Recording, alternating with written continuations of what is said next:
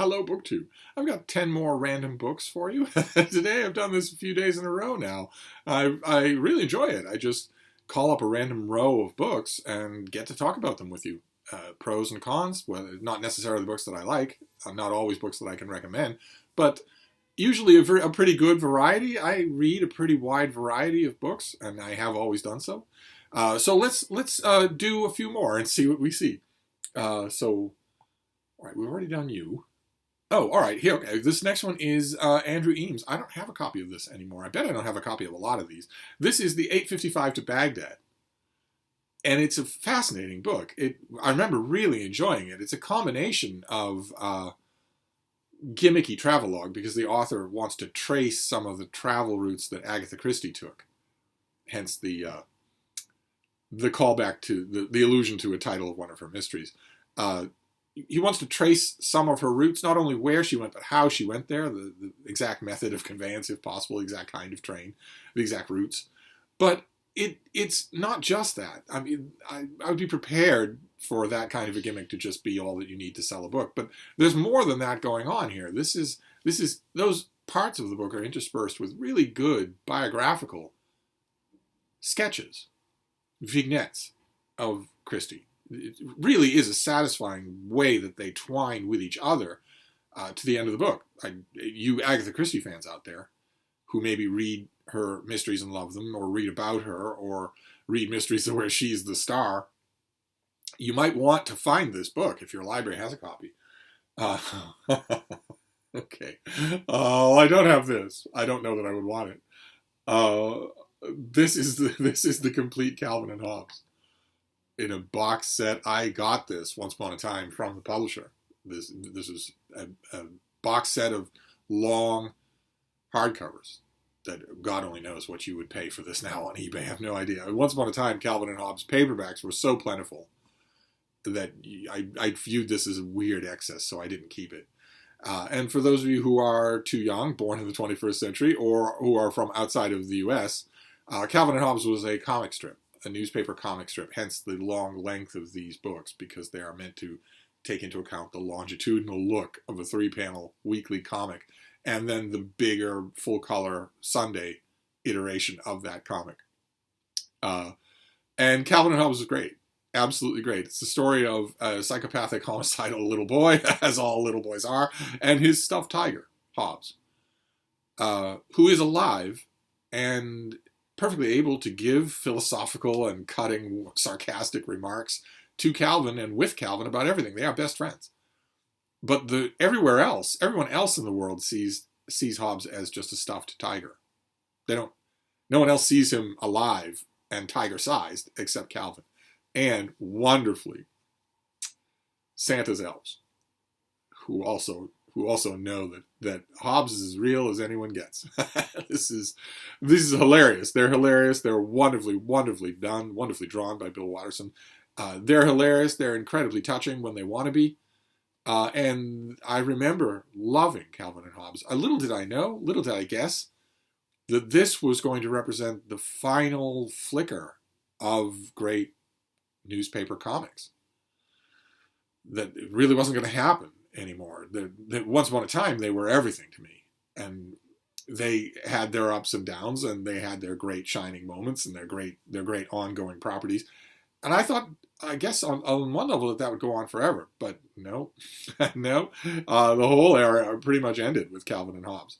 And I remember vividly the Sunday that I read the final Calvin and Hobbes cartoon. There had been rumor about it in the press. I was kind of prepared. Had no preparation for the gut punch of that final strip. That it was a Sunday strip. It was full color, and the final panel is just amazing. That's just amazing. So I mean, I strongly recommend Calvin and Hobbes. If you don't know what Calvin and Hobbes is, I strongly recommend it. I don't know that I'd recommend, the folderol of a big multi-volume hardcover box set of the complete Calvin and Hobbes.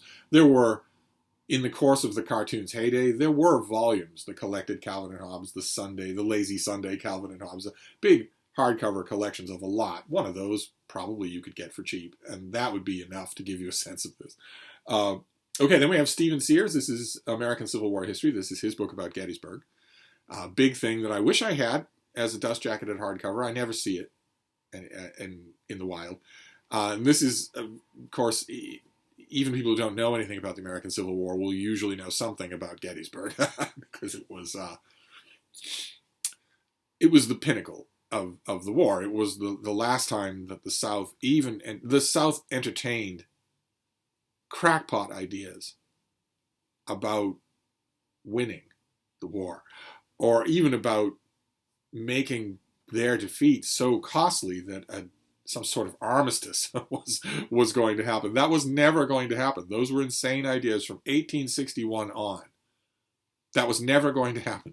You could give the North a horrible bloody nose at the Battle of Bull Run. You could do that 10 times. You could do that 100 times. It still wouldn't matter. The North had all the industry. It had all the manufacturing. It had 100,000 times more people and infinite reserves to draw on. And also, the North was on the side of right.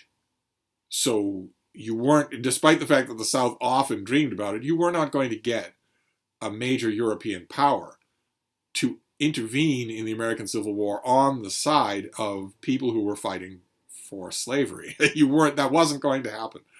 But it was a persistent dream. Robert E. Lee got more and more convinced of that dream and managed to convince everybody around him, almost everybody around him, until finally the price you have to pay for that is that you will eventually take a gamble based on that dream instead of on reality.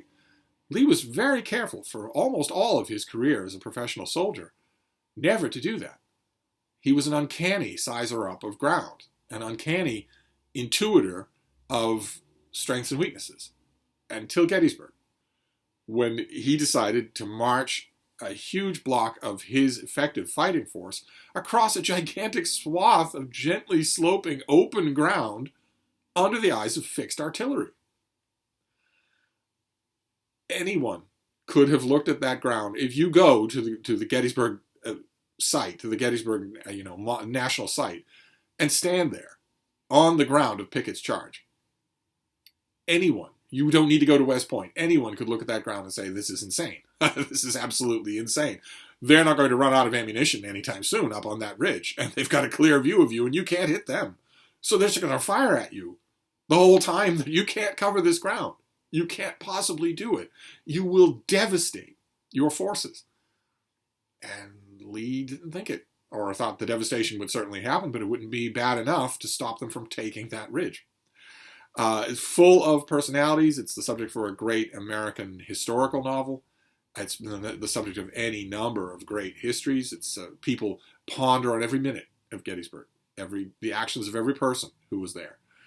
And Sears does a really good job. This is a really good narrative history. Not my favorite. Alan Guelzo's is my favorite, but this is still really good. I'd still like to have it.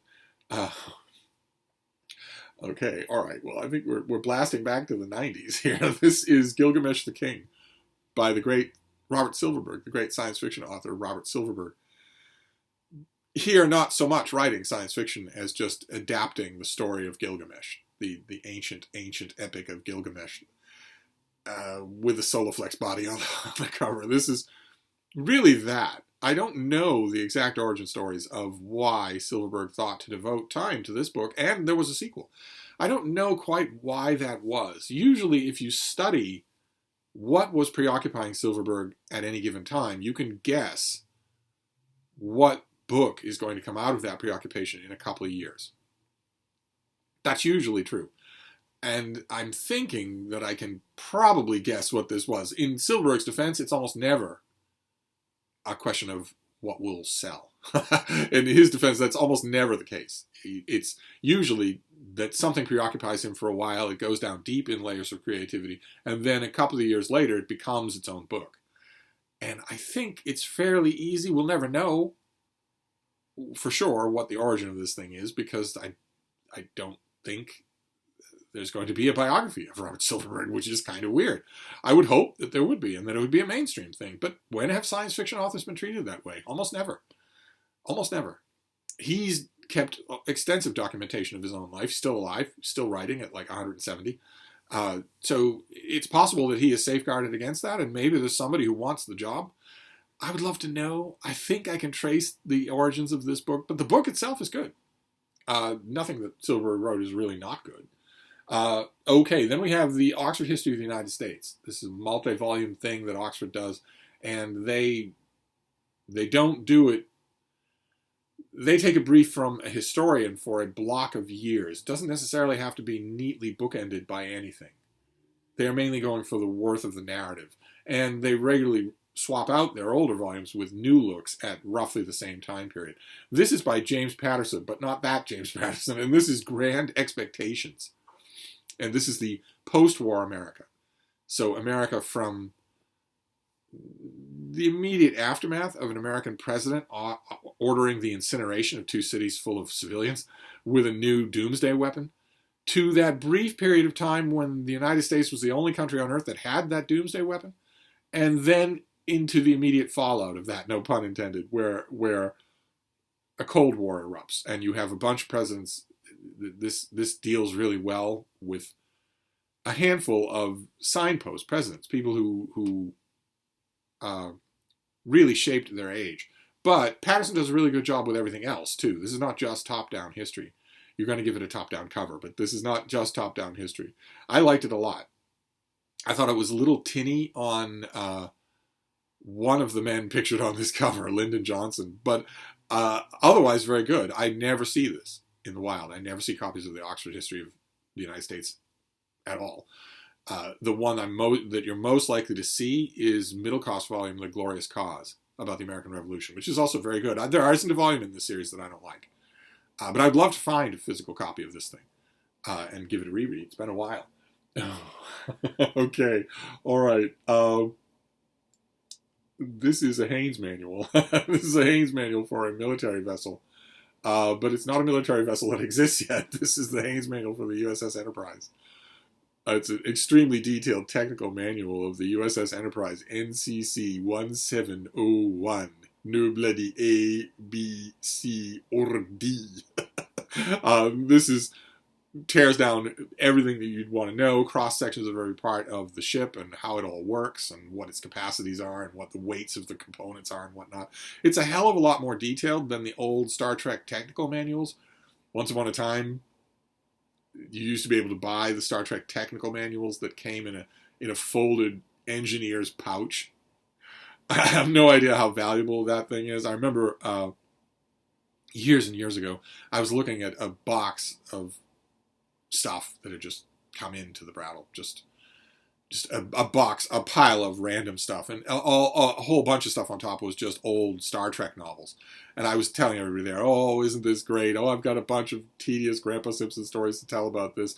And I was naturally thinking about Mark Richardson up in Vermont, who was as big a Star Trek fan as I am. And then at the bottom of that box, underneath all of those paperbacks, was the Star Trek technical manuals in a pouch.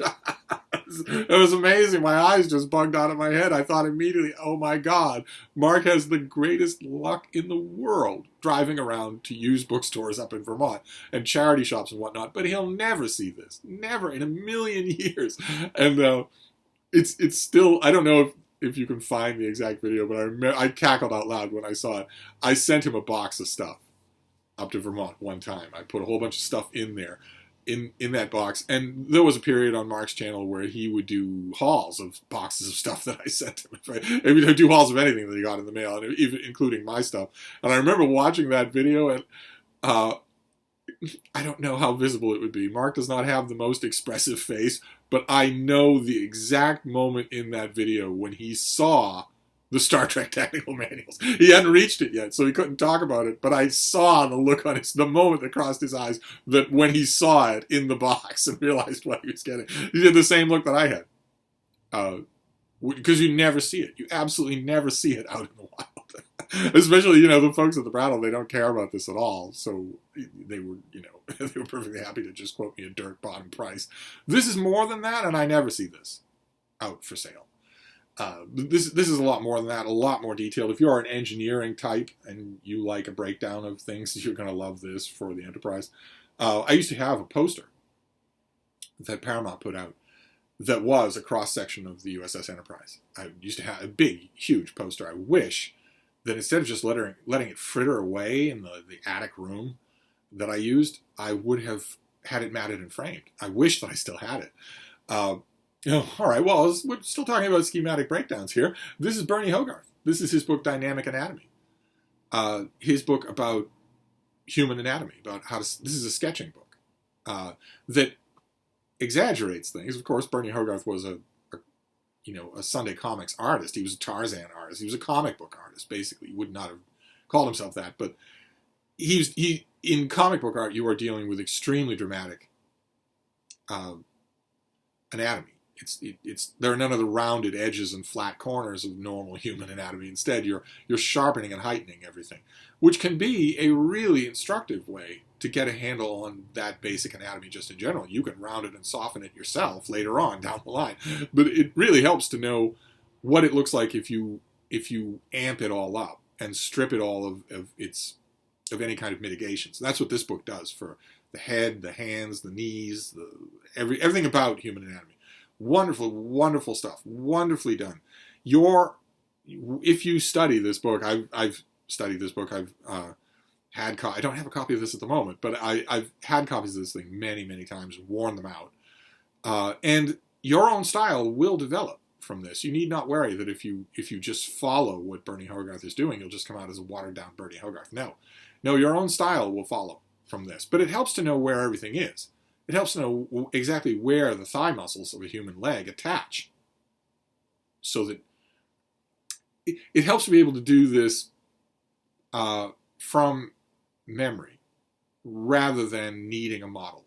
That's what this will free you. This will free you from needing a model.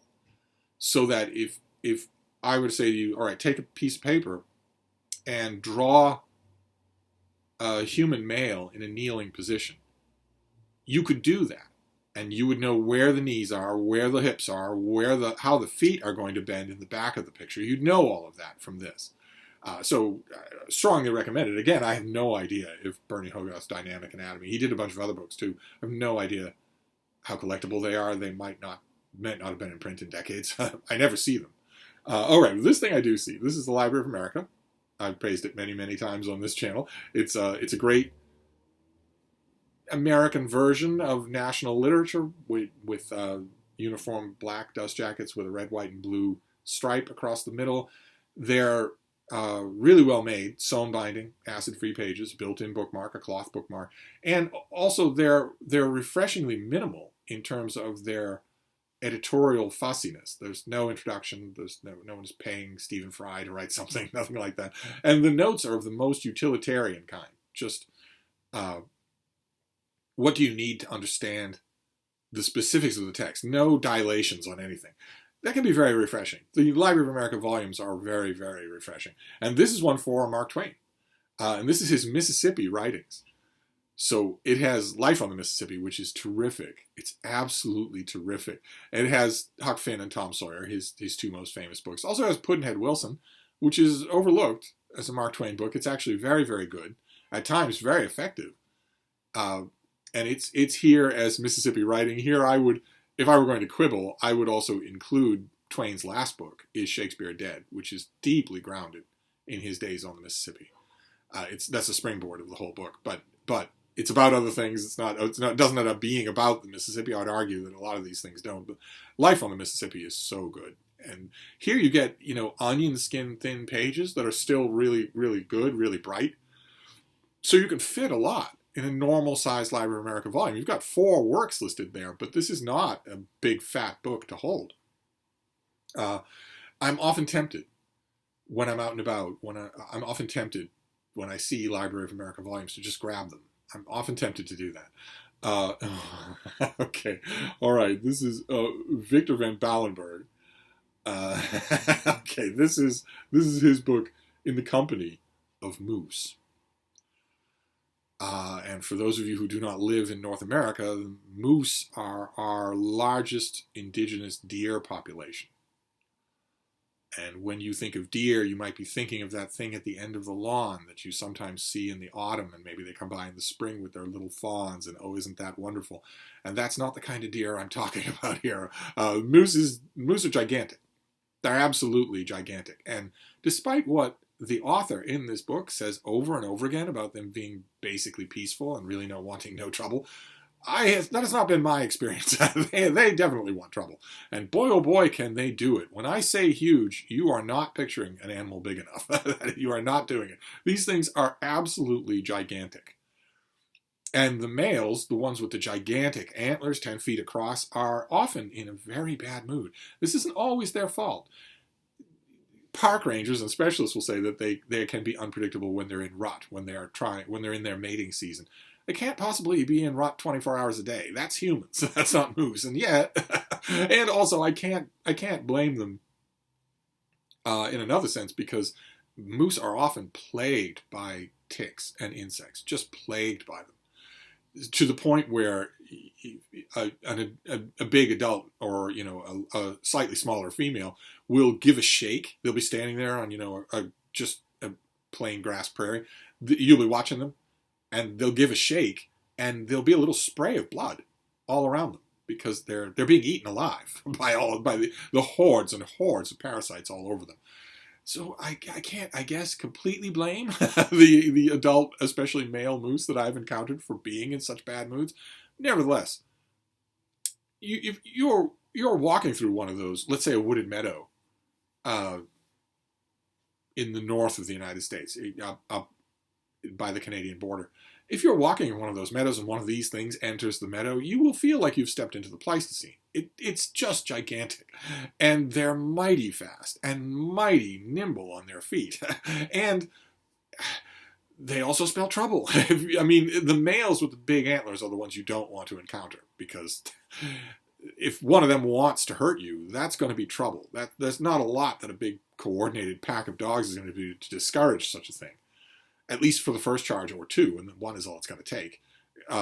They have murder in their eyes too. I'm sorry, I'm profaning the author's book here. He and I would not agree about how essentially benevolent moose are. But even if you don't encounter a big male with a big rack of antlers, if you encounter a female with calves, that's still trouble, because almost certainly a grizzly bear is watching. You don't want that. You don't want a grizzly bear to be in predatory mode and paying attention to an area where you are. Just they are amazing. I mean, it's awe-inspiring to encounter these. I've encountered moose in the wild many, many times, including one time. I don't remember exactly where it was. It was in a river. It was on a river in the back of Beyond. It might have been in Canada. It was in a river in the back of Beyond. I was there. I was canoeing, and I was with my dogs, and we rounded a rocky bend of a big broad river. We were sticking close to the shore where the trees were hanging down and whatnot, and there was often secondary growth. And we rounded one of those corners, and my boys went nuts, just went nuts. And I thought, oh, something in the woods, is that it? I figured we were pretty safe, but I thought it was something in the woods. And then, not more than 10 feet away, a moose lifted its head. It had submerged its entire head its whole body was under the water while it was mowing down, grass or seaweed or whatever that was growing under the surface. And it heard their hullabalooing and raised its head with water streaming off its antlers and whatnot, right next to us. It didn't want any trouble, but they usually do. But anyway, I should talk about the book, shouldn't I? The Company of Moose is really, really good. It's wonderful, affectionate, detailed, beautifully illustrated natural history. So if you're interested in moose, you don't have to run the risk of ever meeting one of them. You can just read about it instead. Okay, well, this is starting to become a theme. Again, these themes are cropping up. We are back to newspaper comics.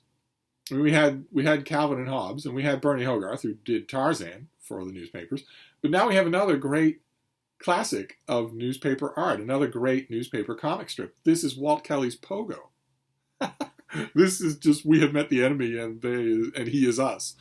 But it could be any Pogo. I'm sure there'll be other Pogo volumes that I could easily come across. These were wonderful, absolutely wonderful. I would put these in a holy trinity of classic era American newspaper cartoons. I would say Pogo, Lil Abner, and Prince Valiant.